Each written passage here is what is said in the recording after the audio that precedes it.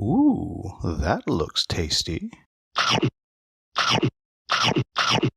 Welcome folks, Today the Hungry Gamer is back with another crowdfunding preview, and today we're talking about Nattatera, designed by Amir Kamal, published by Game Tribe. And I do apologize if I mispronounced that name. Now, what this game is this is a 2X game, as you're doing your exterminating and expanding. You're not really exploring, and you're not really doing whatever the other X is, which I can't think of at the moment. But what you're doing is, in this fantasy world, you are trying to dominate the landscape, be the best tribe, the best faction. And you're going to do that through a troops on the map style game, and I will kind of explain that as we kind of get deeper and deeper into it. And before I get started, please note that what you're seeing here is a prototype and is still in the prototype phase and is subject to change. Additionally, please turn on your Klingon subtitles, because if I make any mistakes in the rules overview, that's where you'll find the corrections. I will also point out that what you see here, and I did just change this middle tile out, I accidentally put the wrong one there, is not representative of an actual setup of a game. Rather, I just put this out here so you can kind of see what is going on. But with this basic little map here I put together, you will be able to understand the high-level overview of how the game is played. And for this, we have the two factions here. We have the Beasts faction and the Atari faction here. And in order to win the game, you'll be gathering resources, you'll be buying new troops, and you'll be buying buildings, basically going around and battling each other for control of the map, trying to accomplish these three different win conditions, and accomplish one of them and you win the game. In this case, I just have three random ones out here, and you'll see each one has to do with different types of things, different types of objectives. We have a fame objective, a combat objective, and a strategic objective. And basically, for each of them, the first player to get this many cubes on there will win the game. And there are a whole bunch of them. Now, if you are not interested in how this game is played, so I'll jump into my final thoughts, you want to go to the timestamp on the screen right now. So each player is going to have a faction board like this, which will have all the different units you can get. You'll notice that all of these here are locked at the beginning of the game. You can unlock them with technology cards. And you'll start with other units right here. You have your resources. This is a multiplier here, which I'll mention later. And then you have the three kinds of buildings that you can put out, and you have to kind of unlock those as well, but then you can put them out onto them. So I'm just going to throw out a few other units onto the board so we kind of understand what is going on. So here we have two groups of 2 goblins, a group of 2 orcs, and a group of 3 zealots right here. And we'll talk about what's going to happen with this in just a moment. Now, the first thing is, on your turn, you'll start out with the movement phase. And you can move all of your units up to their move stat. And each unit, and I'm going to just pull out one of these extra locked tiles here, has a different set of stats. So as you can see, you have your movement, you have your group. That means that's how many in a single space you can have. You have their initiative, their health, their defense, and their attack. Then over here you have various skills that you have, and this is their wound cost. And I'll mention that a little bit later on. But so, on your move phase, you're able to move all of your units up to their move value. So in this case, the workers here, the woodcutters, have a move value of 2. So we'll just pretend that we go 1, 2, and 1, and 1, like so. And then the others are all going to just kind of move in here. We'll have the orcs and the goblins move in there, and these guys are going to move this way, like so. Now it's also important to note that you will have tactics cards in your hands, and sometimes, as you can see, the tactics card will have a symbol like this, which means you can play that on the move phase. And you're always able to play tactics based on what's on the card, the different phases that are there. It might be right before combat starts, it might be during combat, like this one right here, or during movement, and so on and so forth. I'm not going to talk about tactics cards again, but know that you're going to be drawing those cards, and you'll be using them on the phases that they are referenced. Then you enter the gather resources phase. And again, you can use a tactics card if it has the right symbol on there, and then your workers are going to gather resources. And so as you can see, we have one worker on metal, one worker on wood, and one worker on food. And so in this case, I would gain, because my multiplier is 1, 1 of each of those. However, had my food multiplier, say, been on 2, that one worker would have actually gotten me 2 food. Then after that's done, you're going to enter into the combat phase, which I'm going to skip for now, and we'll talk about in just a moment. Because after that, you enter into the buy phase. And again, you can use a tactics card. You're also able to recruit units. And just like I mentioned before, you're going to check the card and you'll be able to recruit the units based on their wound cost right there. You'll be able to add them over at your base simply by paying those costs. And you'll also be able to research technologies in your hand. Now the technologies are actually numbered 1 through 16 because what you're going to be doing is you'll be starting at the 1, you'll have several cards in your hand, and you'll move up to the 16. As you do that, you have a cost right here, and then you have the benefits that you gain from them down there. Now, what is particularly important is as you go through, it will allow you to upgrade your units as you go based on what it is you've done. It will unlock special abilities, which again, I will point out in the combat phase, and potentially flip over the tiles, which changes what is on their specific tiles, again, used in the combat phase. And as I said, I will talk about that in just a moment. You're also going to be unlocking different structures as you're going through. And as I showed you before on the player board, you have these structures that you have. As you've unlocked them through your technologies, you'll then be able to build them, and they all do different things based on what the particular unit is. But you'll take those and you'll place them out on the board, and you will reference again the tile that you have, which will tell you what it is that they do. Now those can all be destroyed, though there are a few exceptions that can't just simply be easily destroyed.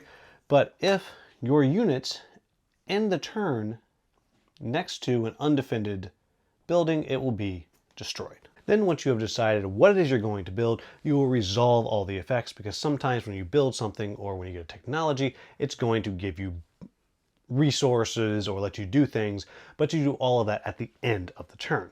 Now let's talk about combat. And to do that, I'm going to move this entire thing out of the way. And again, I'll point out that combat, for example, is one of the ways that you win the game. So at the end of each turn, earn 1 point if you destroyed 1 or more worker units. So if you destroy another opponent's workers, you'd be able to make your way towards that. But I'm going to clear all of this out of the way, and I'm going to show you how combat works. So as you can see here, in the third phase, the combat phase, we have 3 zealots versus 2 orcs and 2 goblins. So when you do combat, you're going to place your combat boards kind of right next to each other. And up here we have the initiative, and you'll start at the top and then move down. So in this case, it'll be the goblins, the zealots, then the orcs. And then for each group that you have, you'll take one of the tiles here and you'll place it out either in a melee position or in a ranged position. So we have the orcs, so they have a melee right here. I'll point out that this is the side A. You can upgrade them to be the side B, which then actually unlocks the ability to use these 2 abilities right over here. But we'll just leave it on side A. And then we have the goblins here, which I'll put right back there. Then you're going to take tiles and you'll place them here with how many of the units there are. In this case, there are 2 of each of those. We have the zealots right here. And I apologize, I don't have the right color cube, but I will just put one of these right here, and I will just note that is not the actual token. I just left the cubes in the other room, and so I've placed that right there. There are 2 of those. Then before combat starts, again, you have the opportunity to play tactics cards. I'm not going to play any of those now, just so I can give you the basics, nor am I going to talk about the different abilities that are there and use them, because there is a whole bunch of them, as you can see with the card right here. It shows you there's a whole bunch of different abilities, but I just want to show you the core of how combat works. So we'd start out here with the goblins. And so the goblins are able to attack anything on the board because they are ranged. The orcs would only be able to attack a melee target. Same thing with the zealots here. Now, and so the only way the zealots can attack the goblins is if the orcs are completely defeated. And so since we're not playing tactics cards, we look and we see that there are 2 of the goblins. They're going to do 4 damage to the zealots here. I'm going to turn it this way. And we'll see the zealots have 2 armor and 10 health. And we'll talk about this wound number in just a moment. So I would be doing 2 damage to them, but then I would roll this die right here. And the die came back as a 0. So I would simply do 2 damage. I would be doing 4 damage, minus 2 for 2 damage. But there's a whole bunch of different numbers here. And I'll also point out that as you are playing through the game, you might be getting bonus attack and bonus defense on different characters. You also have the ability to do a support. And support in general means you can give another unit whatever your defense or your attack is as a bonus. So instead of attacking, I could give 4 attack bonus to the orcs here for when it happens to be their turn if I wanted to do that. But in this case, we'll just assume that I did a straight up attack for 4 damage. Then they would get a chance to attack back. And the only choice they could do is attack here. Again, reminder, there are different tactics cards that they could possibly play, and they would be doing 6 damage plus the roll of the die. In this case, a -5. So I'm doing 1 damage to the orcs there, but those orcs happen to have no armor. And the specifics on the -5 is they would actually gain 2 +1s to be used later. Then we come to the orcs' turn, and they would be doing, as you can see, 6 more damage back, which would actually be 4, and so on and so on. You go back and forth until one side retreats, and every round the defender has the chance to retreat first, followed by the attacker. And if you retreat, the other player gets to pick 1 unit to do a single attack against your retreating units. Now the other thing that's important to point out is at the end of the round, let's just say we were like this right here, and you can see that at the end of the fight, I have 6 or more damage. That is the wound number for this unit. And so what that means is, if I don't spend this cost right here, which is 1 food, I will lose one of these units off the board. If I do spend that, then it basically heals itself up. And that's the core of how this game works. You're simply going to play round after round, doing those 4 different phases until somebody accomplishes one of the objectives. And as I said, there's 3 of them out every single game. So, with that said, what do I like about this game? The first thing is, I like the faction variety. Even though at the beginning of the game, you're not super different because you haven't unlocked stuff, but as you go through, you have a hand of cards and you're kind of choosing what you're going to build. You're never going to build everything, but as you build your different technologies, you flip over certain types of units, you unlock certain units' abilities, you unlock certain types of buildings. It really creates a different experience depending on what faction you play. And I think it's pretty darn solid. And it has something that I think works well where you're all starting fairly similar. You have different stats, but all you can do is move, gather, and attack. And it slowly kind of builds from there. Along with that, I think that choice you're making as you're going through of, I think based on how they're playing, I want to flip over my goblins because they're ranged and they're really fast. I want to kind of improve them. Or I want to flip over the ones that have a lot of damage. Or I want to unlock other units that I don't have access to at the beginning of the game. I didn't talk about that, but you have to kind of unlock other units as you go. So all of that I think is very, very clever the way that works and is also pretty darn balanced, and so I like how that works. The next thing is I like how the combat works. I like that it has a bit of chaos in there as you're deciding, okay, I'm going to use my tactics card now, or I'm going to use it later, and kind of those choices and the way that each card has 3 different ways you can use it. I really like that. It's rare that you have nothing you can use. I mean, if you've played them all, obviously you're out, but each card, if you have 2 cards, you probably have one you can use in any given circumstance. And so I really like the way that that works. I also like the general kind of abstraction of the combat. Archers can kind of anything, melee has to hit melee, but when you add in the support ability, how you're suddenly giving a lot of extra damage or extra defense to different units, it becomes really, really clever the way that that works, especially when you start adding in abilities that are having attack backs and smite damage, which just ignores everything. Or how some units, they have certain abilities which once you unlock them, suddenly you're giving a ton of attack or a ton of defense to different units when you play that support. And I also really like the way the support works. Additionally, I think the way that you have the 3 different win conditions that are out there, and there's a whole bunch of them, really makes for satisfying gameplay and can make the same matchups feel very, very different every single time. And finally, I don't know how true to the final version my prototype is. But as far as this goes, I actually really like that it's just cardboard chits that are out there. It's not a bunch of minis. It's not even meeples. It's just tiles. You stack them up, you go out, and you fight. Because what it's done is it's taken a very big game and it's put it into a relatively small box. So this is just a lid, but this is the size of the box, which is not small, but it's not very big. And so what you're getting is you're getting a ton of game in a decent sized box, and I really like that. So what are my quibbles with the game? The first one is going back to the combat. It is abstracted. It's not, well, it is tactical, but it's not a tactical skirmish or anything like that. It's an abstracted combat, but most importantly, there's that die.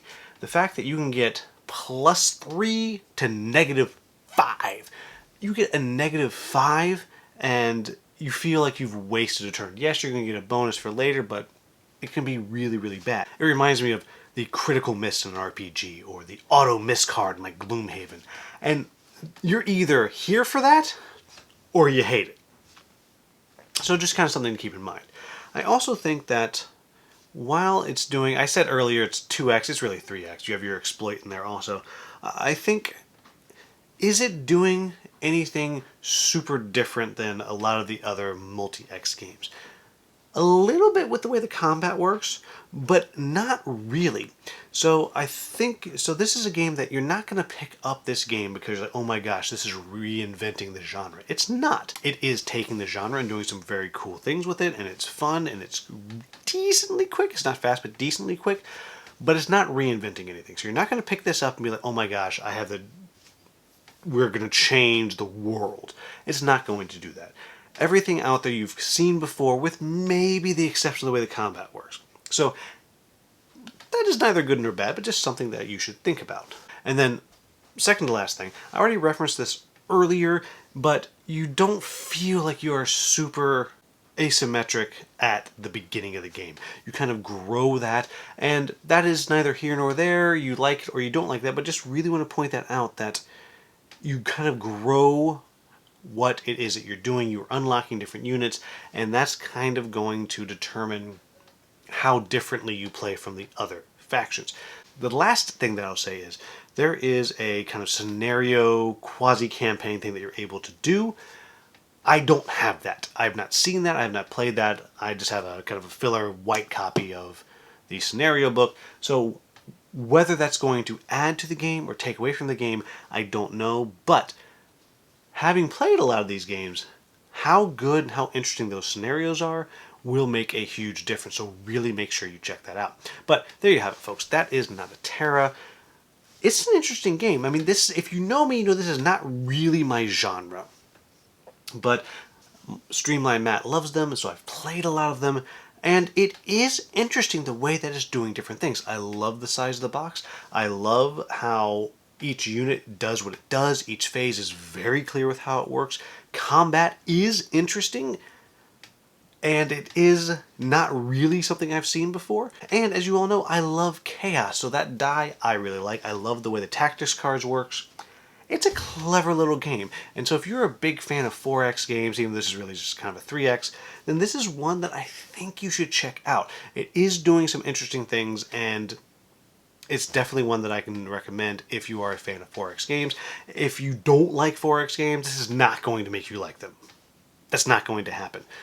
But it is really clever. So there you have it, folks. As always, if you found this video useful, please like, subscribe, share, maybe become a channel member. As always, thank you so much for watching. Have a wonderful day.